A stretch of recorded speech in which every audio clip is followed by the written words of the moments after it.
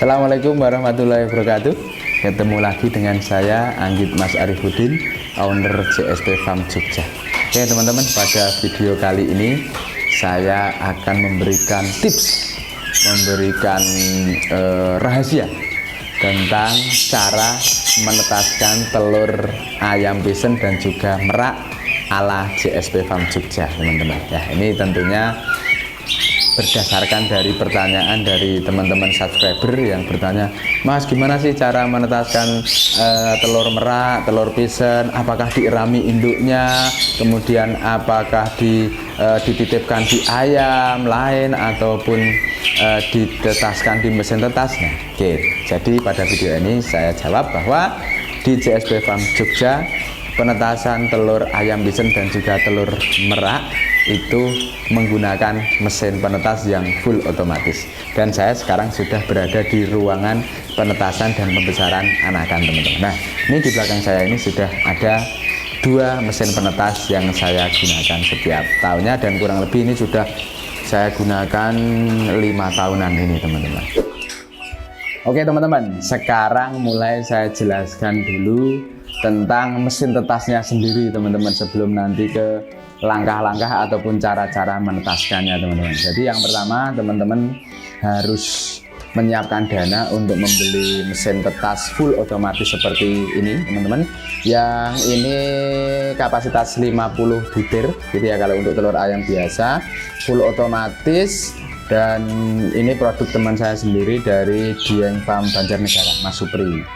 Kemudian yang sebelah sini itu juga sama, full otomatis kapasitas 50 butir juga. Ini adalah merek dari Delta Incubators ya, Delta Incubators itu di Solo, teman-teman. Nah, untuk harga ini hampir sama, teman-teman. Untuk kapasitas 50 itu harganya sekitar 1,4 sampai 1,5 juta per unit. Nah, ini sudah sangat mumpuni dan sudah bisa kita andalkan untuk menetaskan telur ayam pisen maupun merak-merak kita, teman-teman. Terus kenapa saya punya dua ini, teman-teman? Jadi kalau satu, alhamdulillah kapasitas di kandang saya ini 50 butir tidak cukup, kemudian saya gunakan dua. Jadi kurang lebih kalau ini full semua pas musim seperti ini itu bisa 100 butir telur atau mungkin lebih yang ditetaskan bersama. Oke, ini tentang mesin tetas dan juga kira-kira harganya. Kemudian untuk mesin tetas ini secara default sudah diatur, sudah disetting sama produsennya sana. Kemudian kita di rumah kita tinggal nancapkan ke listrik dan kita cek paling tidak 1 kali 24 jam apakah mesin kita itu sudah stabil dan sudah berjalan atau belum sebelum nanti dimasuki telur ya. Jadi yang pertama yang harus kita cek adalah suhu penetasan telur ayam pisen dan merak itu kira-kira kita setting minimalnya di 37,5 dan maksimalnya di 38,5. Jadi intervalnya 1 derajat Celcius, teman-teman. Kemudian yang kedua adalah timer. Timer ini adalah pemutar otomatisnya dengan sistem roller. Ini saya atur setiap 6 jam sekali akan berputar dan selama 40 detik. Nah, ini sudah saya buktikan oke, teman-teman ya. Dan juga setelah itu kita beri air di nampan bawah rak telur ini untuk kelembaban. Jadi air itu tidak boleh kurang dari setengah nampan, teman-teman, sehingga kalau kita berikan hygrometer di dalam mesin penetas telur kita itu kira-kira kelembabannya di angka 60 sampai dengan 60%, teman-teman. Nah, itu ideal untuk penetasan telur ayam pisen. Kemudian kalau untuk telur merak ini sedikit berbeda, itu kira-kira di 70 sampai 75% kelembabannya. Oke teman-teman, sekarang kita mulai cara treatment telur untuk ditetaskan di mesin penetas kita. Jadi yang pertama adalah kita panen telur di kandang indukan. Kalau saya setiap telur itu saya ambil ya, kemudian saya kumpulkan dulu di egg tray yang warna merah ini.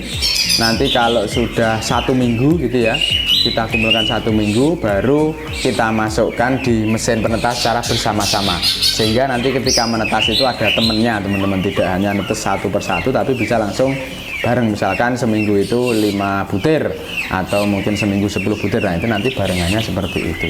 Kemudian ketika sudah kita ambil dari indukan gitu ya, kita jangan lupa catat teman-teman, catat kapan telur itu kita ambil dari indukan, kemudian indukan kandang nomor berapa ya kan, kemudian nanti masuk mesinnya nomor tanggal berapa juga kita tanggali, sehingga kita bisa ngontrol, oh telur ini adalah umur 7 hari, oh telur ini sudah hampir menetas di usia 21 hari dan seterusnya.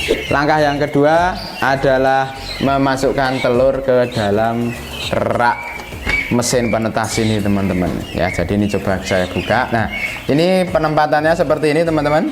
Setelah tadi kita kasih kode, misalkan ini kandang nomor 2 ya, kemudian ini adalah indukan golden gitu ya, golden bison, kita taruh di sini. Kalau bisa kita kumpulkan yang minggu pertama itu di rak paling kanan, minggu kedua, minggu ketiga, minggu keempat, misalkan seperti itu teman-teman, sehingga nanti akan mudah kita dalam memantaunya. Dan langkah yang ketiga adalah yang paling penting, ketika telur itu sudah berumur 7 hari itu kita candling teman-teman ya.